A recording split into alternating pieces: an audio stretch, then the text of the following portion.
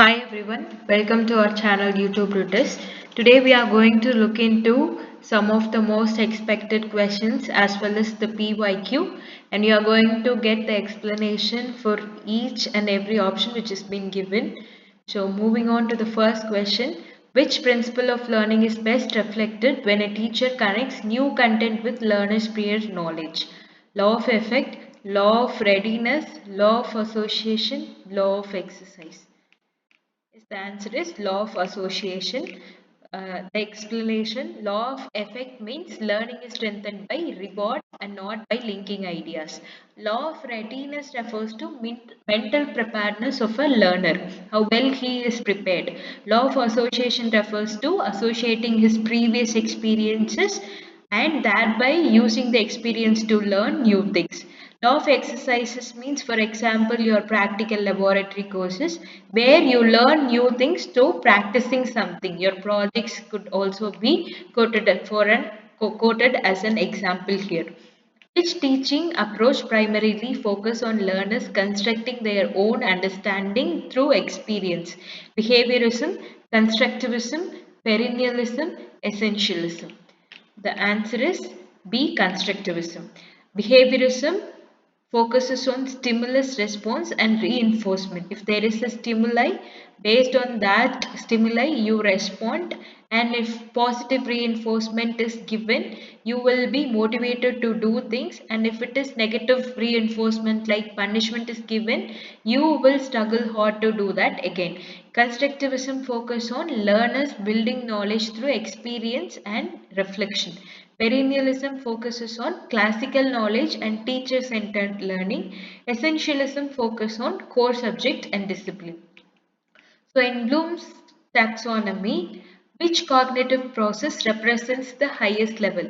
Evaluating, applying, creating, analyzing. The answer is creating. So evaluating means judging based on criteria, applying means applying your knowledge to some kind of new theories. Creating means with the help of your knowledge and experience you are creating something. Analyzing means breaking down what are all the positives and negatives. So which of the following best distinguishes formative assessment from summative assessment? It is conducted at the end of instruction. It assigns grades. It provides continuous feedback for improvement. It compares learners. The answer is it provides continuous feedback for improvement.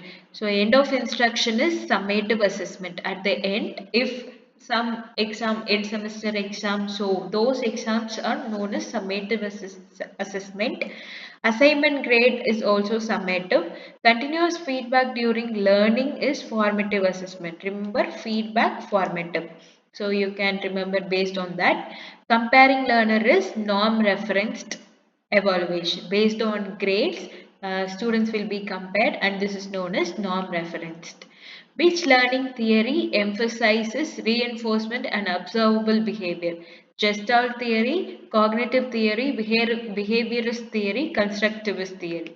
The answer is behaviorist theory. Gestalt focuses on insights and perception. Cognitive focuses on mental processes, how the brain is working.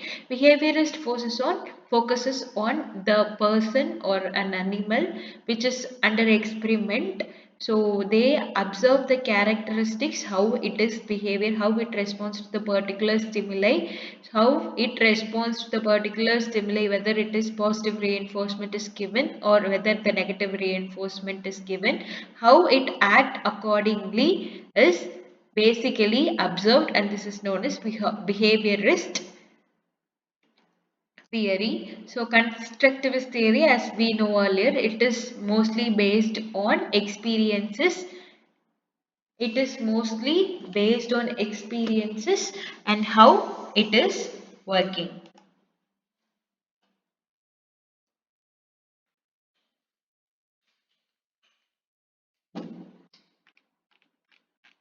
Next one, a teacher using advanced organizer before introducing a lesson is applying whose theory? Piaget, Ausubel, Brunner, Skinner. The answer is Auswell. Piaget proposed the stages of cognitive development, how the brain is developed all through the ages. Auswell proposed the meaningful learning and the advanced organizes. Brunner proposed discovery learning and spiral curriculum. Skinner proposed the operant conditioning. So which of the following best explains criteria and referenced evaluation? Comparing students with peers, ranking students, assessing performance against fixed standards, using grades only. The answer is assessing performance against fixed standards. Explanation would be comparing peer is norm reference, as we know based on grades it is known as norm reference. Ranking is norm based. Fixed standards define criteria and referenced evaluation. Grades alone do not define this evaluation. Which communication barrier arises due to difference in values, beliefs and attitudes? Physical barrier, psychological barrier, semantic barrier and mechanical barrier. So beliefs and attitudes, as we know, psychological barrier. Physical barrier is something which is physical, noise or distance. Psychological, it is related to your concerns, your emotions, how well you articulate your thoughts. Semantic barrier refers to the meaning of words. Mechanical barrier refers to faulty of equipment. If there is any fault in the speaker, if there is any fault in the screen or projector that you are going to present, it falls under the mechanical barrier. Which teaching method best promotes divergent thinking? Lecture method, demonstrative method, problem solving method, drill method. The answer is problem solving method. Lecture method encourages passive learning. It motivates the student to learn new things. Demonstrative method focuses on showing procedures.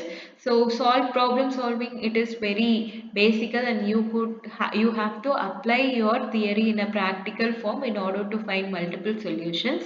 So drill focuses on repetition, repeating something that already happened. Which of the following is the primary goal of higher education in India according to NEP 2020? Examination oriented learning, rote memorization, holistic and multidisciplinary development, teacher centered instruction. The answer is holistic and multidisciplinary development. Examination oriented learning in traditional is not a goal of NEP. Rote memorization is discouraged. Rote memorization is completely discouraged. Holistic and multidisciplinary development is the core vision of NEP 2020. Teacher centered instruction is also not promoted.